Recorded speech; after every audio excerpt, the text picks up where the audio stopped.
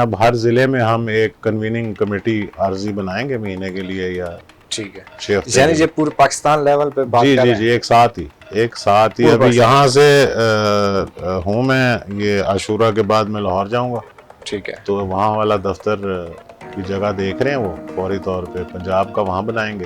2002 میں اعجاز صاحب نے فیصلہ کیا کہ ہم اس کو پارٹی اپنی الگ بناتے ہیں، مسلم لیگ تو ضیاء، ہاں جی پاکستان مسلم لیگ ضیاء الحق۔ تو آپ یقین کریں کہ اس وقت بھی یہاں پہ جو پڑا ہوا تھا ایک فیکس مشین، وہ جل گئی تیسرے دن۔ اتنے لوگوں کے فیکسیں آئیں کہ جی ہمیں ٹکٹ دیں، کیونکہ الیکشن سر پہ تھا۔ جو اسلام کے جو احکامات ہیں وہ تو آپ کو بھی پتہ ہے، مجھے بھی پتہ ہے، ہم اس کے مطابق زندگی گزاریں گے تو باقی معاملات ٹھیک ہونا شروع ہو جائیں گے۔ جھوٹ نہیں بولنا، غیبت نہیں کرنی، بے ایمانی نہیں کرنی، پورا تولنا ہے، یہ ایک اللہ تعالیٰ کا نظام تو قرآن میں موجود ہے نا جی۔ تو اسلامی نظام کیا ہے؟ بہت سے مسائل تھے جی، اس میں سب سے بڑا مسئلہ تو معاشی مسئلہ ہے، جو الیکشن لڑنا آپ کو پتہ ہے مشکل ہے، پھر وہ لڑ بھی لے بندہ، جیت بھی جائے اللہ کے فضل سے، تو اس حلقے کو پورے کو چلانے کے لیے آپ کو بہت سارے وسائل چاہیے۔ چونکہ تو ایک وہ اتنا قریب تھا نا 17 اگست 88 کے حادثے سے کہ لوگ خود کہہ رہے تھے جی یہاں سے آ کے لڑیں آپ۔ اب ٹوبہ ٹیک سنگھ سے میرا کوئی تعلق نہیں ہے، ٹھیک ہے، لیکن وہاں سے اعجاز صاحب لڑے تھے 1990 میں، تو 90,000 ووٹ لیے تھے اور 1.5 دن انہوں نے کیمپین کی تھی ٹوٹل۔ بسم اللہ الرحمن الرحیم، السلام علیکم ناظرین، آواز حق میں خوش آمدید۔ ناظرین، آج ہمارے ساتھ موجود ہیں جنرل ضیاء الحق شہید رحمۃ اللہ علیہ کے صاحبزادے ڈاکٹر محمد انوار الحق صاحب۔ تو آج ان سے ہم گفتگو کریں گے، کیونکہ جنرل ضیاء الحق صاحب جب شہید ہوئے تو ان کے نتیجے میں دنیا نے دیکھا کہ لاکھوں کی تعداد میں لوگ وہاں دیوانہ وار ان کی نماز جنازہ میں پہنچے، اور تقریباً 12 کلومیٹر جو سار ہی سار تھے وہ نظر آتے تھے۔ تو اس کے بعد ایک پارٹی نے جنم لیا، ایک اور ضیاء الحق نے جنم لیا، جس کے نتیجے میں وزیر اعظم، سابق وزیر اعظم نواز شریف صاحب اقتدار میں آئے اور وہ وزیر اعظم بنے۔ تو کیا وجہ تھی کہ اس میں اعجاز الحق صاحب یا ڈاکٹر محمد انوار الحق صاحب آگے نہیں آئے، اور پاکستان مسلم لیگ ضیاء جو ہے وہ بعد میں بنائی گئی؟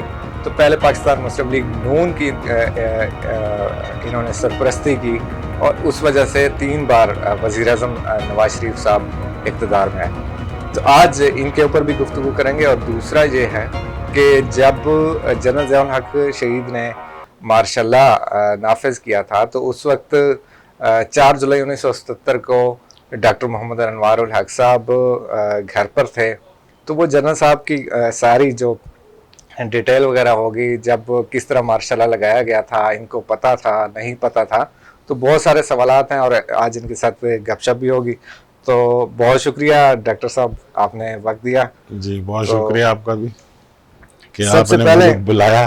اللہ پاک آپ کو بہت عزت دے، آپ ایک شہید کے صاحبزادے ہیں، اور آپ نے خاص طور پہ یہ جو 32واں یوم شہادت تھا جنرل صاحب کا، اس کے اوپر جو آپ نے اعلان کیا ہے کہ ہم اب نکل رہے ہیں اور میدان میں آ رہے ہیں اور سیاست پھر سے کریں گے۔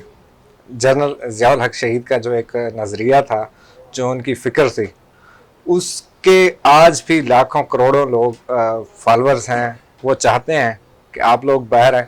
اور آپ کے اس بیان سے آپ کیا سمجھتے ہیں کہ سیاست میں کوئی ہلچل مچ گئی ہے؟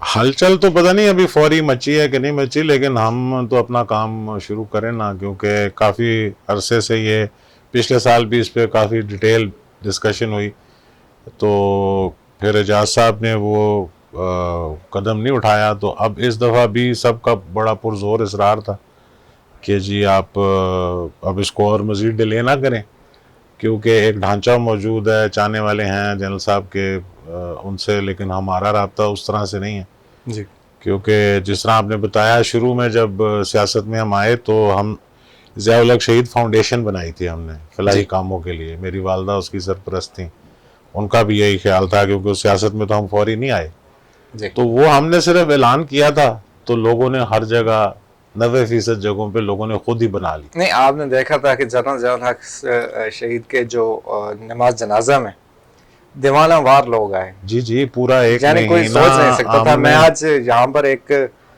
वाकया भी बयान करना चाहता हूँ। मेरी उम्र उस वक्त 4 साल थी, 4 साल का मैं बच्चा था। तो मुझे वो जो मंजर है आज भी मुझे वो याद है। मेरी वालदा मोहतरमा उस दिन को, मैं 4 साल का बच्चा था, मैं सहन में खेल रहा था, तो मेरी वालदा मोहतरमा अपने घर में चूल्हे के ऊपर कोई चीज़ बना रही थी, शायद चाय बन रही होगी उस वक्त। तो वो चूल्हे के साथ दीवार थी छोटी सी, उसके ऊपर रेडियो पड़ा हुआ था। तो मेरी कोई तवज्जो नहीं थी रेडियो की तरफ कि रेडियो में क्या चल रहा है, मैं अपने खेलने में मसरूफ था। तो अचानक से मैंने देखा कि मेरी वालदा मोहतरमा जो है वो रोने लग गई। तो मैं भाग कर अपनी अम्मा के पास आया और उनसे पूछा कि अम्मी जी आप क्यों रो रही हैं।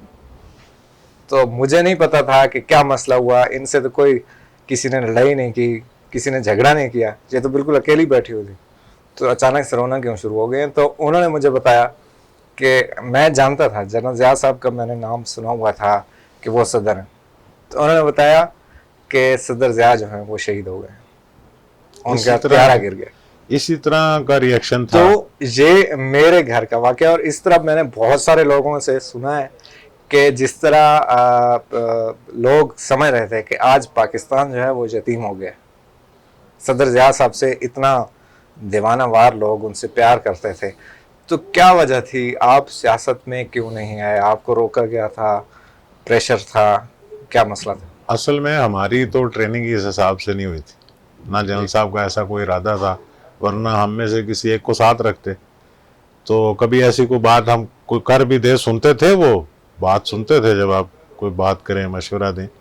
लेकिन इस तरफ से रुझान, वो ये जो आपकी मुस्लिम लीग बनी जिसमें जुनेजो साहब सदर बने और सारे मियाँ साहब सूबाई सदर बने, ये भी उनके हाथों से बनी थी ना। तो वो कहते भी मेरे बेटे को भी कोई ओहदा दे दो जी।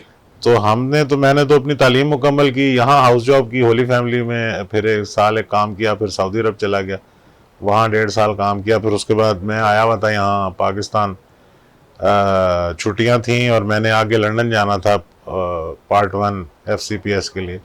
मैंने फ़ीस भी जमा करा दी थी, एक कोर्स अटेंड करना था, फिर इम्तिहान देना था, वहाँ से छुट्टी भी ले ली थी सऊदी अरेबिया से। तो उन्हीं दिनों में यह हादसा हो गया। मैंने 3-4 सितंबर को ज्वाइन करना था, तो 17 अगस्त को जी फिर वो सारा प्रोग्राम कैंसिल हो गया। तो जब ये हादसा हुआ तो तकरीबन महीना 1.5 हमने तो आर्मी हाउस में ही हम रहे हैं। उसके बाद 7-8 महीने 10 महीने तो वो दरवाजे खुले होते थे, तो सारा दिन बस एक ही काम था, लोगों से मिलना। और इसी तरह के जज्बात थे सबके जी कि वो अभी भी जो बुजुर्ग लोग हैं या जिन्होंने वो दौर देखा हुआ है, वो अभी भी उनका जिक्र होता है तो वो आपदीदा हो जाते हैं बेशक उनकी बात करते हुए। तो इसलिए फिर जब 1990 का इलेक्शन आया तो फिर सब ने बैठ के प्रोग्राम बनाया कि इलेक्शन लड़ना है। और उससे कुछ अर्सा पहले, जबकि ज़्यादातर लोगों का मशवरा ये था कि हमें मुस्लिम लीग में फ़िलहाल शामिल नहीं होना चाहिए, लेकिन वो एक जलसा था बहुत बड़ा, कराची में MQM का था शायद, उस वक़्त इनका इत्तेहाद बना हुआ था। तो वहाँ ये जनरल फजल हक थे, मियाँ नवाज शरीफ साहब थे, और भी सारे ये मुस्लिम लीग के। इन्होंने, जहाँ साहब अकेले थे, तो इन्होंने कहा ऐलान करें जी, मुस्लिम लीग का ऐलान करें आप। हालांकि हमने कहा था जी बगैर अपनी टीम के मशवरे से आपने ऐलान नहीं करना कोई। वो इन्होंने ऐलान कर दिया, बस उसके बाद फिर हम शामिल हो गए और फिर इलेक्शन लड़ा उन्होंने भी, मैंने भी 1990 का, 93 का, 97 का। पहले मैं लाहौर से लड़ा, फिर टोबा टेक सिंह से 2 दफ़ा, पंजाब असम्बली 99 तक मैं रहा हूँ। उसके बाद फिर ज़रा मुश्किल हो गया हालात, सियासत बड़ी महंगी हो गई और मैं तो फिर नहीं लड़ा इलेक्शन उसके बाद। लेकिन ये है कि ज़ियाउल हक फाउंडेशन जो है, उनके ही लोग हमारे, जब 2002 में जहाज साहब ने फैसला किया कि हम इसको पार्टी अपनी अलग बनाते हैं, मुस्लिम लीग तो हाँ जी, पाकिस्तान मुस्लिम लीग ज़ियाउल हक, तो आप यकीन करें कि उस वक़्त भी यहाँ पे जो पड़ा हुआ था एक फैक्स मशीन, वो जल गई तीसरे दिन। इतने लोगों के फैक्सें आई कि जी हमें टिकट दें, क्योंकि इलेक्शन सर पे था। तो इन्होंने फैसला भी लेट किया। कोशिश होती रही कि یہ جو PMLQ ہے اس میں ان کے ساتھ کوئی ہمارا معاملہ بن سکے، لیکن وہ اعجاز صاحب کا تھا، ان سے ایک اصولی ڈسپیوٹ تھا کہ الیکشن فری کرائیں تو میں بھی صدارت کا امیدوار ہوں، لیکن وہ پھر ساری مینیپولیشن ہوئی، منورنگ ہوئی، تو ان کو نہیں انہوں نے بننے دیا۔ پھر اعجاز صاحب نے اپنی پارٹی کا اعلان کیا، اور اس پہ پھر اعجاز صاحب لڑے الیکشن، میں تو نہیں لڑا۔ تو 2002 میں لاہور سے میں نے کاغذ داخل کیے تھے، لیکن یہ ہمیں لے گئے کورٹ میں PMLQ والے کہ جی ان کی تو پارٹی جو ہے وہ قانونی، ابھی تو یہ ہمارے ساتھ تھے، ابھی ہمارے ساتھ نہیں رجسٹر ہو چکی تھی، یہ غیر قانونی ہے، ابھی ہمارے ساتھ تھے، تو اچانک کیسے ان کی، تو وہ جو ساری اس کے لوازمات ہیں انہوں نے پورے ہی نہیں کیے۔ تو ہم وہ ہوم ورک کر چکے تھے سارا، ٹھیک ہے، پارٹی کے الیکشن یہ وہ سب ہم اس دوران، کیونکہ یہ کافی دیر سے جتنے ہمارے قریبی ساتھی تھے ان کا یہی مشورہ تھا کہ اب آپ الگ ہو جائیں اور اپنا سلسلہ جو ہے وہ شروع کریں۔ پھر وہ خیر بن گئی پارٹی، لیکن اعجاز صاحب نے پھر اسے ضم کر دیا جب وزارت میں آئے، تو PMLQ کے ساتھ پھر 2008 میں اس کو الگ کیا، لیکن ہم اسے صحیح معنوں میں جس طرح ہے نا کہ آپ کہیں کہ منظم، وہ نہیں، اس کے اوپر کوئی خاص کام نہیں ہوا۔ جی، جو ساتھ ہیں وہ تو 32 سال سے ساتھ ہیں، وہ ابھی بھی موجود ہیں اسی طرح سے، جی، ہر سال پہنچتے ہیں یہاں، منع کرو تب بھی۔ اس سال تو اعجاز صاحب نے ہر ایک کو منع کیا تھا کہ جی آپ نے نہیں آنا کرونا کی وجہ سے، تو وہ سب پھر بھی پہنچے ہیں یہاں، ہر پاکستان کے ہر کونے سے، بالکل، جتنے 2 4 نمائندے ان کے، انہوں نے کہا جی ہم تو ہر سال آتے ہیں، ہم تو نہیں۔ اور تقریباً بہت ساری جگہوں پر تو اب یہ پھر بحث ہو رہی تھی پچھلے سال 1.5 سے کہ اس کو اب یہ بن گئی ہے، پارٹی ہے موجود، اس پہ آپ الیکشن بھی لڑتے ہیں، تو آگے بلدیاتی الیکشن آ رہے ہیں اور سب کچھ ہو رہا ہے، تو اس کو آپ منظم طریقے سے لے کے آگے چلیں، سب سے جا کے ملیں اپنے دوستوں سے اور ان کو متحرک کریں، جو ساتھ آنا چاہتا ہے بسم اللہ، ورنہ ہمارے اپنے لوگ الحمدللہ موجود ہیں ہر جگہ۔ ٹھیک ہے، تو ڈاکٹر صاحب اعجاز الحق صاحب نے راولپنڈی میں الیکشن لڑا اور یہاں سے سیٹ بھی جیتے، تو کیا وجہ ہے کہ بہاولپور سے، یعنی بہاولپور کے قریب بہاول نگر، اس طرف اعجاز الحق صاحب الیکشن لڑتے ہیں، اور پارٹی کو منظم نہ کرنے کی وجہ کیا ہے؟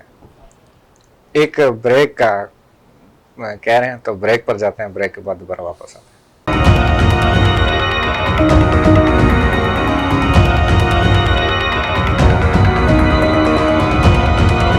ویلکم بیک، پروگرام میں دوبارہ خوش آمدید۔ ہمارے ساتھ موجود ہیں ڈاکٹر محمد انوار الحق صاحب۔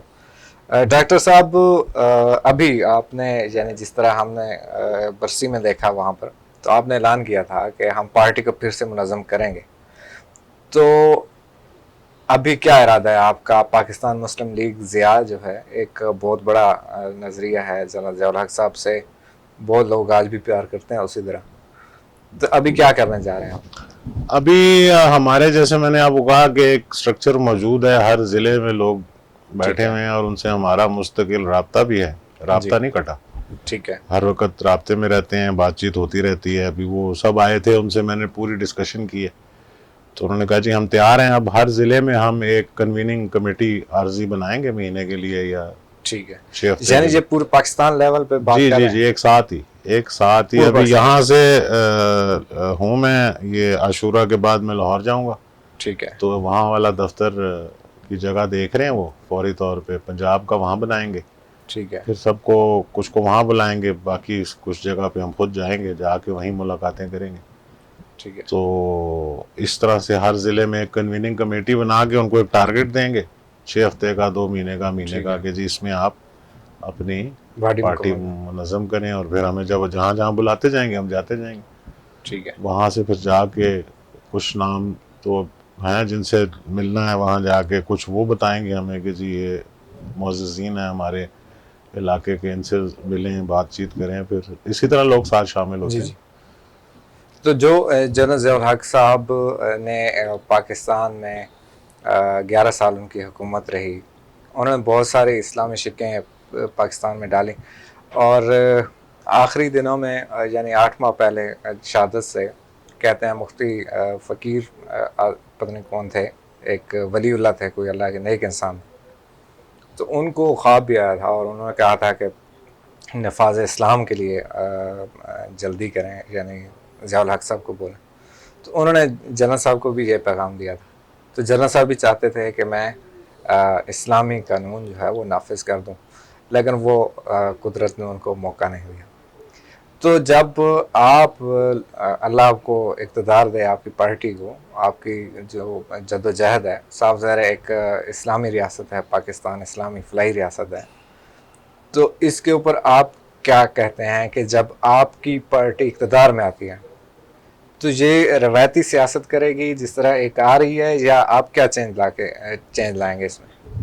देखें, कुछ बहुत सारे काम तो वो कर गए हैं, जी, जिस तरह ये फैमिली लॉज हैं, ज़कात का निज़ाम है, बैतुल माल का निज़ाम है, और वो भी ठीक चल रहा है। ठीक है, उसके अंदर अगर करप्शन आ गई है तो इसका ये मतलब नहीं कि वो निज़ाम ख़राब है।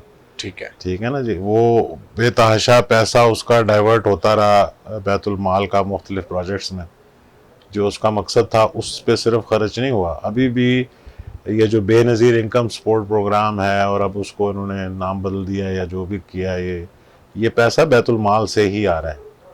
ज़्यादा इसके मेजर अमाउंट जो है ना, हुकूमत ने भी डाला होगा उसमें पैसा, लेकिन ये एक वो सिलसिला वही है। तो बात तो वही है ना, हमारे मुल्क में हर चीज़ का निज़ाम मौजूद है। सिस्टम जमहूरी चलाएं, सदारती चलाएं, पार्लिमानी चलाएं, निज़ाम मौजूद है, लोग हैं, लेकिन वो उसको सही तरीके से चला नहीं रहे। ज़ाती मफादात और बहुत सी चीज़ें आगे आ जाती हैं। तो अगर उसको ठीक कर लें, और फिर ये भी इस्लामी नज़रियाती काउंसिल का काम है कि जी उनको इजाज़त है आइन की तरफ से कि आप जो कोई कानून गैर इस्लामी है उसको आप बदलें, लेकिन वहाँ पे फिर फ़क़ीही फ़िक़ों के मसले आ जाते हैं जी, मसलक के मसले आ जाते हैं, कुछ इंटरनेशनल प्रेशर आ जाते हैं। आप इस्लाम की बात करें तो वो ये चीज़ें हैं, वरना ये कोई ऐसा काम नहीं है कि इसको नए सिरे से आप इसको शुरू करेंगे और इस्लाम यहाँ नाफिज होगा। जी, तो बाकी ये है कि जो इस्लाम के जो अहकामात हैं वो तो आपको भी पता है, मुझे भी पता है। हम उसके मुताबिक ज़िंदगी गुजारेंगे तो बाकी मामला ठीक होना शुरू हो जाएंगे। झूठ नहीं बोलना, जी, गीबत नहीं करनी, बेईमानी नहीं करनी, पूरा तोलना है, जी, ये एक अल्लाह ताला का निज़ाम तो कुरान में मौजूद है ना जी। तो इस्लामी निज़ाम क्या है? इस्लामी आप देखें ना, लोग कहते हैं महंगाई हो रही है, ज़ख़ीरा अंदोज़ी हो रही है, ये सारी चीज़ें इस्लाम में मना है। जी, आप इस पे चलना शुरू कर दें तो 90% इस्लाम तो नाफिज हो गया। बाकी तो हैं कानूनी मामला, जी, उसका भी पूरा तरीक़ाकार बताया गया है। जो मामलात हैं सारे, ये तकसीम कैसे होनी जायदाद, तलाक कैसे होनी है, आगे क्या हिस्से होंगे, किस तरह से होंगे, ये एक ज़िंदगी गुजारने का तरीका ही है ना। अब उसमें मसला ये है कि थोड़े थोड़े हमारे मसलक के और फ़िक़ों के मसाइल हैं, उस पे इत्तफाक नहीं होता। अच्छा डॉक्टर साहब, आप 4 दफ़ा यहाँ तक देखें ना, इस्लामी नज़रियाती काउंसिल बनी हुई है, उसमें हर फ़िक़े के लोग बैठे हैं, हर मसलक के लोग बैठे हैं, तो उनसे पूछे ना वो क्या कर रहे हैं। बिल्कुल सही। डॉक्टर साहब, आप 4 दफ़ा इलेक्शन लड़े हैं सूबाई असम्बली का, और मैं हाँ जी, और चारों दफ़ा आप नहीं, एक दफ़ा 2002 जब मुशर्रफ साहब ने इलेक्शन कराया था जी, जो मैंने आखिरी इलेक्शन लड़ा था, उसमें ये था, मैंने बताया ना, ये हमें कोर्ट में ले गए। जी, कोर्ट ने हमें कागज़ दाखिल होने से 2 दिन पहले कहा नहीं जी आपकी पार्टी बिल्कुल जेन्युइन है, और फिर यहाँ तक उन्होंने किया कि उन्होंने इलेक्शन कमीशन वालों को वहाँ बुला लिया जी, कि इनको निशान अलॉट करें। उन्होंने कहा जी अगर हम ये नहीं करते तो आपके तो ये 2 दिन भी निकल जाएंगे, आप तो कागज़ ही दाखिल नहीं। तो उस वक्फे में जो मैंने आपसे कहा ना कि मशीन जल गई थी हमारी, इतने पैगामात आए कि जी। तो डॉक्टर साहब, आप वो लोग फिर कोई दूसरी पार्टियों की चारों इलेक्शन जीते आप? नहीं, मैं 2002 वाला नहीं जीता, उससे पहले 3 इलेक्शन जीता हूँ। 3 इलेक्शन जीते हैं। तो क्या वजह है फिर आपको इतना अच्छा यानी रिस्पांस आ रहा था पब्लिक की तरफ से, तो आप दोबारा सियासत से बिल्कुल कट ऑफ हो गए? बहुत से मसाइल थे जी, इसमें सबसे बड़ा मसला तो माशी मसला है। जो इलेक्शन लड़ना आपको पता है मुश्किल है, फिर वो लड़ना भी, लड़ भी ले बंदा, जीत भी जाए अल्लाह के फजल से, तो उस हल्के को पूरे को चलाने के लिए आपको बहुत सारे वसाइल चाहिए। ठीक है, लोग आते हैं आपके पास, उस जगह पे आपका एक निज़ाम पूरा सिस्टम होना चाहिए, उसको चलाने के लिए वो बातों अभी मुस्तकबिल में आपका इरादा है आप पार्टी को मुनज़्ज़म अब भी तो हम करेंगे पार्टी ऑर्गेनाइज कर रहे हैं ना, तो हमारे सूबाई सियासत में दफातर भी होंगे, जिले दफातर भी होंगे, तो हमारे लिए आसानी हो जाएगी ना। ये सिस्टम तो था नहीं, एक ठीक हल्के है। से 50 साल लड़ते, एक समय 2-4 हमारे और थे लोग जो इलेक्शन लड़ते थे, जी जी तो वो एक आपका सिस्टम तो नहीं है ना। उन हलकों तक लोग साथ चल रहे थे, सपोर्ट थी, उसके बाहर तो आपका कोई। और हमारे साथ मसला ये है कि एक ज़ियाउल हक फाउंडेशन है, एक मुस्लिम लीग ज़िया है। ये नहीं है कि मैंने इलेक्शन लड़ा तो मैंने बस अपने हलके को देखना, पूरे पाकिस्तान से लोग आते। अभी आप सियासत में आएंगे इलेक्शन लड़ेंगे जी जी, इंशाल्लाह लड़ेंगे इलेक्शन में। से इलेक्शन लड़ेंगे या सुबह वो तो फिर मिल बैठ के मशावरत कर लेंगे कि किस तरह से करना है, क्या करना है। वो तो अभी उससे वो ज़रा दूर है, उससे पहले हम अपनी तैयारी कर लें, तंजीम साजी के तंजीम साजी, पार्टी मुनज़्ज़म करें, कुछ जनसाब की बातें लोगों को याद कराएं, वो जो चीज़ें रह गई हैं या वो जो काम कर गए हैं उसको आगे कैसे बढ़ाना है। तो इस पे थोड़ा टाइम लगेगा। उस दौरान ये चीज़ें तो आप उसी वक्त करीब आके फैसले करते हैं जब इलेक्शन करीब आया। हाँ, एक आधे हल्के पे आप पहले से काम शुरू कर सकते हैं। जी तो अभी तो हमने शुरू किया है, बैठेंगे दोस्तों से मशावरत होगी, फिर उनकी राय लेके तो फिर ही करेंगे ना।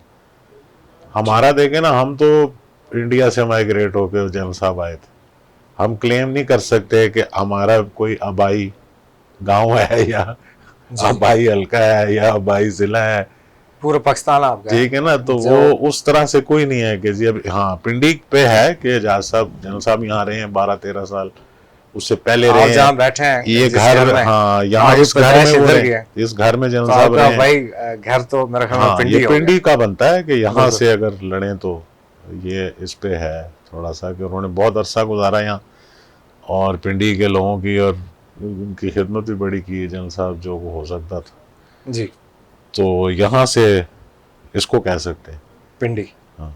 जहाँ से आप वो उस वक्त तो एक वो इतना करीब था ना 17 अगस्त 88 के हादसे से कि लोग खुद कह रहे थे जी यहाँ से आके लड़े यहाँ। जी अब टोबा टेक सिंह से मेरा कोई ताल्लुक नहीं है, ठीक है, लेकिन वहां से एजाज साहब लड़े थे 1990 में, तो 90,000 वोट लिए थे और 1.5 दिन उन्होंने कैंपेन की थी टोटल। अच्छा हाँ, खुद ही इलेक्शन एजेंट बन गए लोग, खुद ही उन्होंने वोट डाले, 90,000 वोट लेना टोबा टैक्सिंग से। टोबा टेक सिंह से। फिर ये फैसला करना मुश्किल था कि सीट कौन सी रखनी है।